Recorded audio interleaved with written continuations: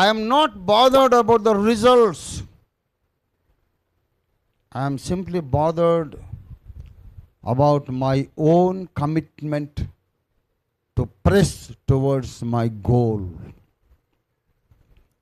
నా గురి వద్దకు నేను ఎట్టి పరిస్థితుల్లోనూ నా కంఠంలో ఊపిరి ఉన్నంత వరకు నేను పరిగెడతానంతే. వాడు వినకపోతే వాడి కర్మ, వాడు చెడిపోతాడు. వాడు ఎందుకు వినలేదని దేవుడు నన్ను అడగడు.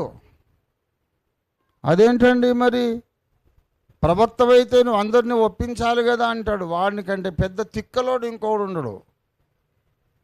ఏమండి, ప్రవక్త అనగా అందరినీ ఒప్పించువాడు అని బైబిల్లో ఉందా?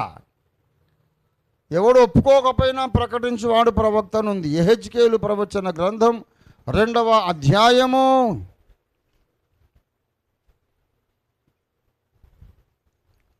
4వ వచనం. వారు సిగ్గుమాలిన వారు, కఠిన హృదయులై ఉన్నారు. వారి యొద్దకు నేను నిన్ను పంపుచున్నాను. వారు తిరుగుబాటు చేయువారు గనుక వారు వినినను వినకపోయినను తమ మధ్య ప్రవక్త ఒకడు ఉన్నాడని వారు తెలుసుకొనున్నట్లు ప్రభువగు యెహోవా ఇలాగూ సెలవిచ్చుచున్నాడని నీవు వారికి ప్రకటింపవలెను. దేవునికి స్తోత్రము. 3:7 చూడండి. అయితే ఇశ్రాయేలీయులందరూ సిగ్గుమాలిన వారును కఠిన హృదయులునై నేను చెప్పిన మాటలను ఆలకింపనొల్లకై ఉన్నారు గనుక నీ మాటలు విననొల్లరు. 11 బయలుదేరి చెరలో ఉన్న నీ జనుల యొద్దకు పోయి ఈ మాటలు ప్రకటింపుము. వారు వినినను వినకపోయినను, వాళ్ళందరూ వినేటట్టు చేయడం ప్రవక్త లక్షణం కాదు. వాళ్ళు వినకపోయినా అదే ధైర్యముతో ఆత్మవిశ్వాసంతో ప్రకటించడం ప్రవక్త లక్షణం. దేవునికి స్తోత్రం కలుగునుగాక.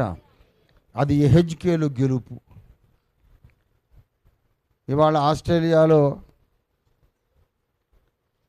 వరల్డ్ బ్యాప్టిస్ట్ కన్వెన్షన్ జరిగింది. అక్కడ మన అవుట్ రీచ్ టీం వెళ్ళి దాదాపు 500 మంది పాస్టర్స్కి మన ఇంగ్లీష్ బుక్స్ సాహిత్యం పరిచయం చేశారు. కొంతమంది తీసుకున్న వాళ్ళు అక్కడే కూర్చొని చదువుతున్నారట, ఎత్తిన బుక్ దించకుండా.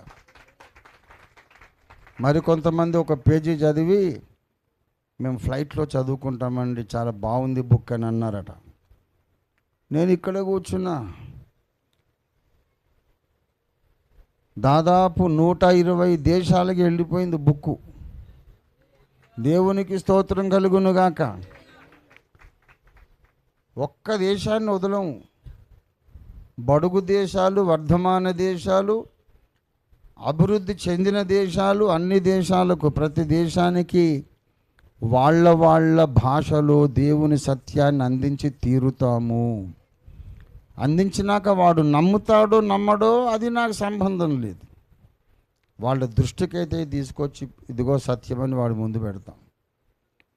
వాడు నమ్మినా నేను గెలిచినట్టే, నమ్మకపోయినా నేను గెలిచినట్టే. ఎందుకంటే వారు వినినా వినకపోయినా ప్రకటించమన్నాడు. బాప్తిసమిచ్చే యోహాను మాట విన్నట్టు చేశారు, కానీ మళ్ళీ ఎవడి దారి వాడిదైపోయింది. యోహాను ద్వారా బాప్తిసం పొందిన వాళ్ళు ఎటుపోయారు? యేసయ్య ద్వారా అద్భుతాలు చూసిన వారు, అనుభవించిన వాళ్ళు ఎటుపోయారు? సిలువ దగ్గర సిలువ వెయ్యమనే మూక మిగిలింది. పౌలు భక్తుడు గెలిచాడా? భక్తులందరినీ మీరు చూడండి. ఒక సమయం వచ్చింది, ఆసియాలోని వారందరూ నన్ను విడిచిపోయారన్నాడు. అన్ని అద్భుతాలు చేసి ఏం సంపాదించావు, ఏం సాధించావు పౌలు? వీళ్ళందరూ ఇంకా ఏం మారు మనసు పొందలేదే అని అంటే, వాడు పొందటం నేను జయించడం ఎలాగవుతుంది రా సుంఠ అంటాడు. వాడు మారు మనసు పొందడం నేను జయించడం ఎలాగవుతుంది? వాడు మారు మనసు పొందడం అది వాని గెలుపు. వాడు పొందినా పొందకపోయినా నేను ప్రకటించటం నా విజయం. దేవునికి స్తోత్రం కలుగును గాక. ఇది విజయం అంటే ఇది.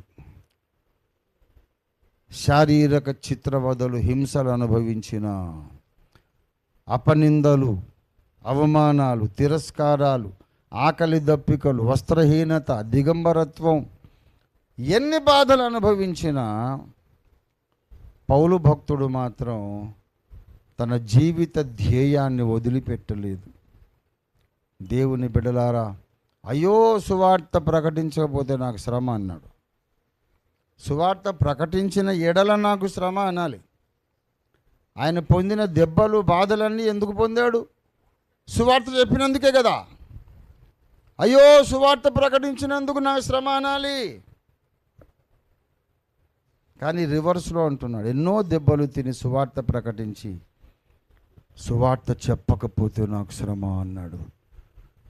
ఎందుకంటే వాళ్ళు కొట్టిన రాళ్ల దెబ్బలు, బెత్తము దెబ్బలు, కొరడా దెబ్బలు,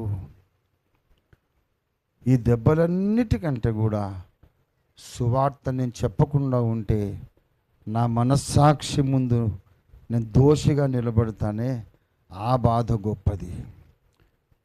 మనుషులు కొట్టే దెబ్బల కంటే దేవుడు నాకు అప్పగించిన పని నేను చేయలేకపోయాననే బాధ ఎక్కువ బాధిస్తుంది నన్ను.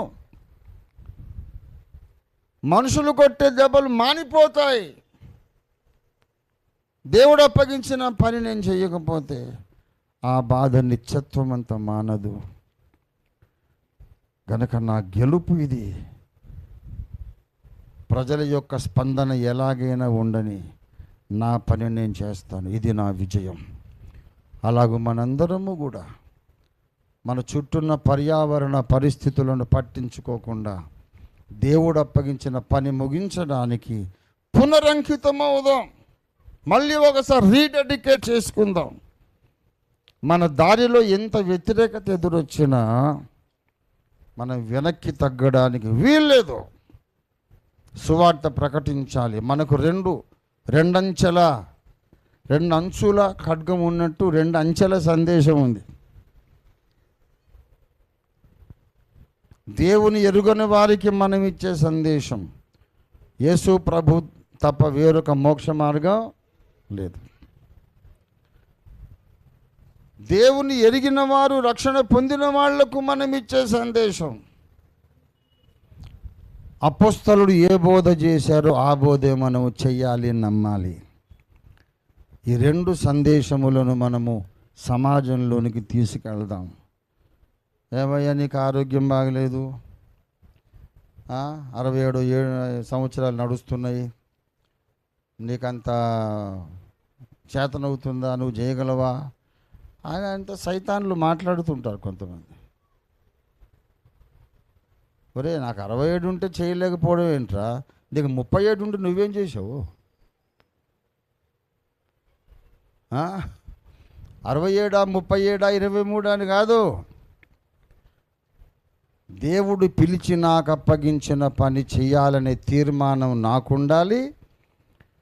ఇంత పట్టుదల కలిగిన నా భక్తుణ్ణి ఓడిపోనివ్వకూడదనే తీర్మానం దేవునికి ఉంటుంది. అప్పుడు మనము జయమే జయం, జయము జయం పొందుతూ మన జీవితయాత్ర కొనసాగిస్తాం. దేవునికి స్తోత్రం కలుగును గాక. హల్లెలూయా, హల్లెలూయా.